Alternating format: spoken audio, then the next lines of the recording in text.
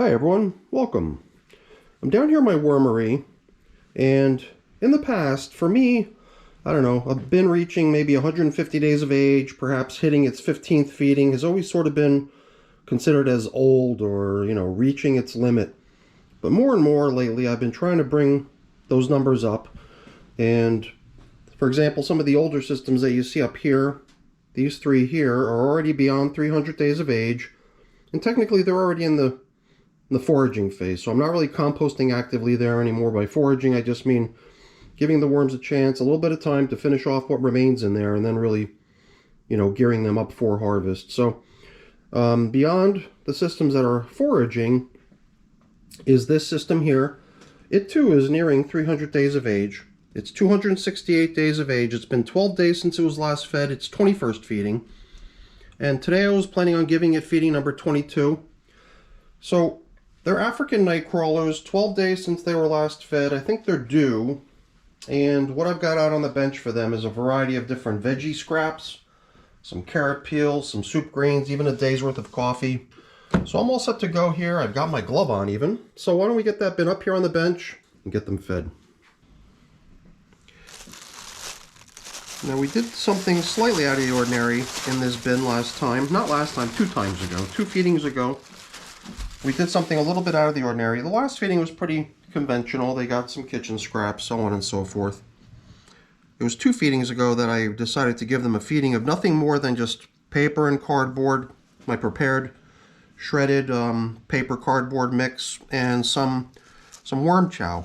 So this isn't really my everyday worm chow. This is just strictly bird seed. My everyday worm chow looks a little different. It's a little bit more powdery. It's a little bit more heavily processed to make it finer. And it includes pulverized birdseed, but also a number of other different ingredients.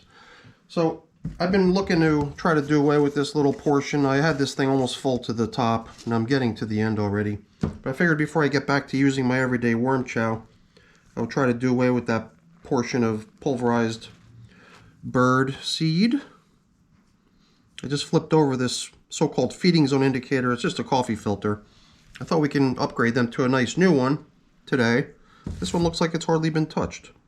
I saw a cocoon here resting out on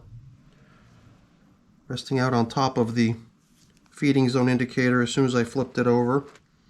It's interesting how it sort of stuck to the paper. And we got a couple worms sort of hanging out on top here. They do seem to like the top surface when I've got plastic coverings, because underneath the plastic, as you can see, everything stays nice and damp, making it all fair game for worm traffic. So I'm curious to see how they're doing with the feeding they received 12 days ago. Since these are African night crawlers and they're more accustomed to tropical temperatures, kind of warmer weather, they are sort of at their peak when the temperature is a little bit warmer, but now we're only a day or 2 away from entering winter. And in my region, winter does become pretty chilly, and my basement's not heated. So, it's not terribly cold, but I don't run heat down here in my basement. And I think as a result of that, my African night crawlers usually do tend to slow down a little bit. So I don't know what to expect as far as leftovers. When it comes to the type of food they got last time, which was just banana peels, there are certain bits of the banana peel which are definitely expected to be remaining as leftovers, such as the peel, the stem. So here's the stem of one of the banana peels they received last time. This one I could feel I was actually tearing it away from the rest of the banana peel. And what do we have here? Oh, okay.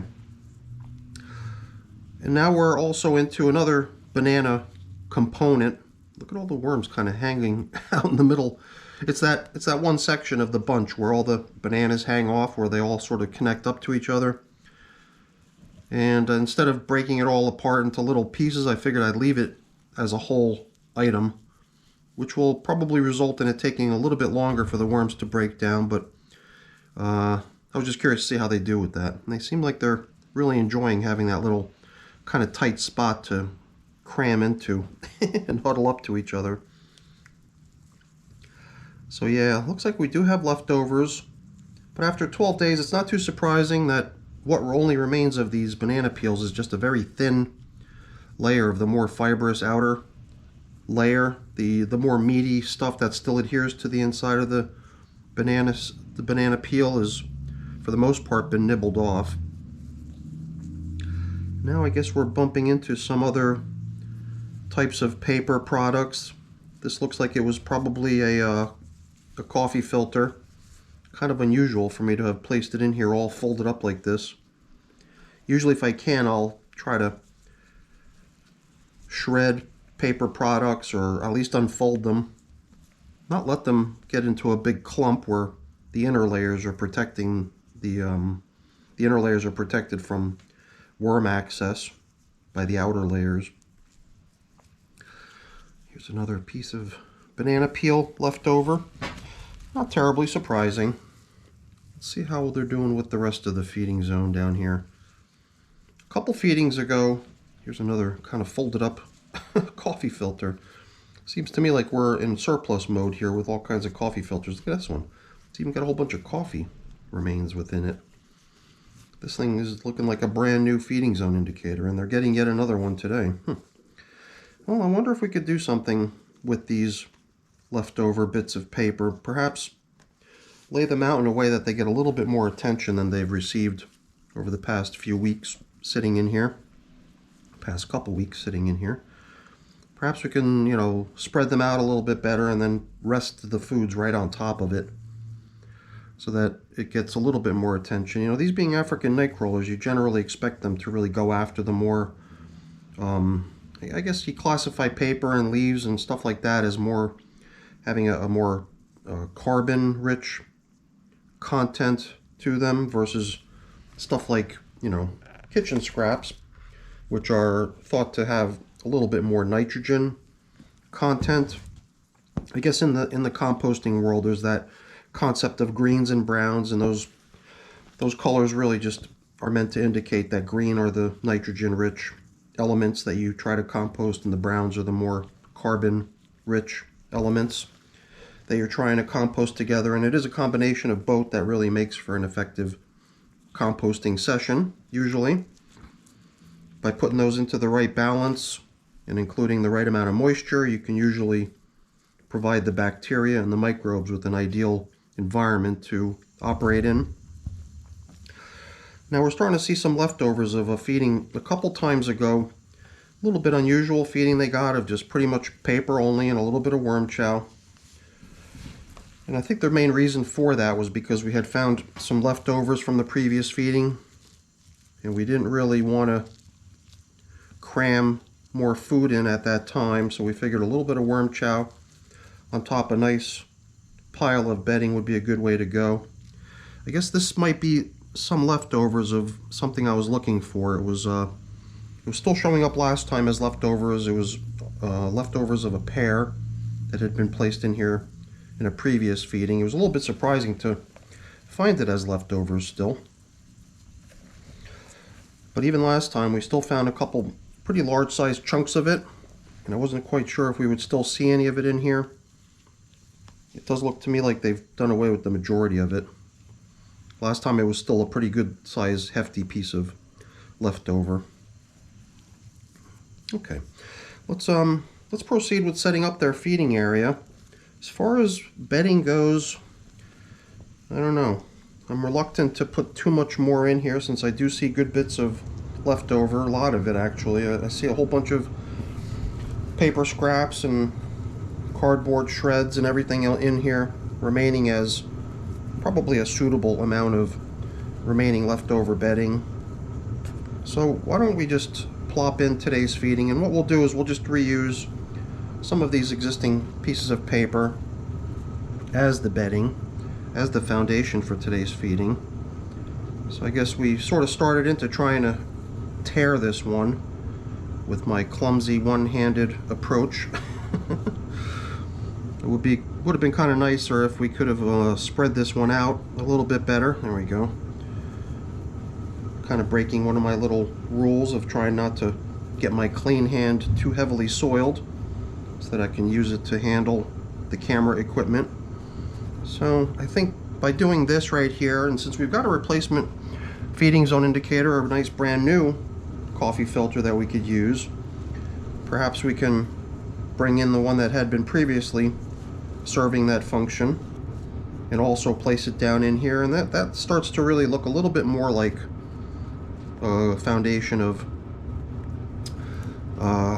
bedding for the feeding. So this coffee filter here, we'll set it aside and use it at the end to mark where we last fed. Just a little tradition here in my wormery to apply a feeding zone indicator sometimes. And then we can start piling in the yummy veggies. So yeah, you heard me, talking about bananas and pears and all kinds of other stuff like that. I believe that this system has pretty much been getting almost exclusively fruits lately. So today we're going to get them back onto a more veggie-rich diet. In fact, I believe that's all we see in here is vegetables. Although, I don't know. Tomato. I thought I heard that tomato is not really a vegetable, but rather a fruit. I don't know. It's a little technicality. It doesn't really matter. Hopefully the worms enjoy the feeding they're getting here. Somewhat smaller bits of food, all little shreds and peels of stuff that would probably go pretty quick. So I think, you know what, before we put in the leftovers that we encountered along the way, why don't we go ahead and pile in the coffee portion too. It's not a whole lot, it's just one day's worth of coffee in here. And the coffee stuck to the filter, I think I'm going to lay that down so that it's facing the bedding, so that hopefully the coffee gets nibbled off the paper and doesn't just sit out here idle. And you know what, before we return the leftovers down into the feeding area, let's go ahead and sprinkle in some of my pulverized bird seed here. Pretty nice generous portion, so it's a good size feeding if you ask me. And back can go the leftover banana peel bits that we encountered along the way, the banana stems, 1-2 stems, as well as like the joint where all the stems connect up to one another. And then we can start backfilling our feeding area. I usually like to do it in a way where I also at the same time get a chance to peek into the outer edges of the bin as I pile things onto the feeding area. Allows me to make sure that nothing out on these outskirts is sort of getting out of control. I don't want to like focus all my attention to the feeding area and neglect the rest of the bin. And it is really nice out here. Sometimes, you do find that the material on the outskirts of the bin get a little bit drier since all the nice damp foods that they're getting all the time are placed down the middle. Some of the stuff in the outskirts gets a little bit drier than it needs to be, but luckily that plastic covering that we've been using keeps the moisture down within the system pretty much everywhere. It doesn't really allow for any of it to dry out. So let's see how this side looks. Yeah, we're definitely coming up to the rim here. Something that would have normally put me off a little bit, thinking that I'm really pushing my luck in terms of how close I'm coming to the rim of the container.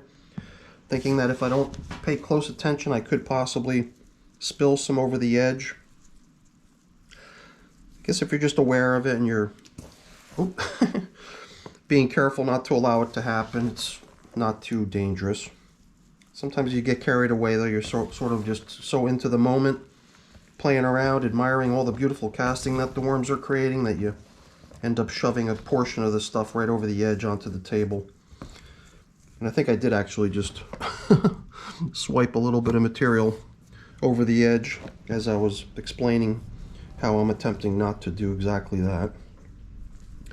So yeah, these, I don't know, African nightcrawlers, something about their castings. It seems like, I guess maybe they're a slightly larger worm, although the way I run my worm bins tends to stifle the potential growth of African nightcrawlers. Sometimes you see other people's videos where their African nightcrawlers are, twice the size of the ones I have here. But the I think there's a variety of different things. If you kind of have a lot of them in a confined space, or if you raise them in a somewhat confined space, they don't really grow to their full potential in terms of their size.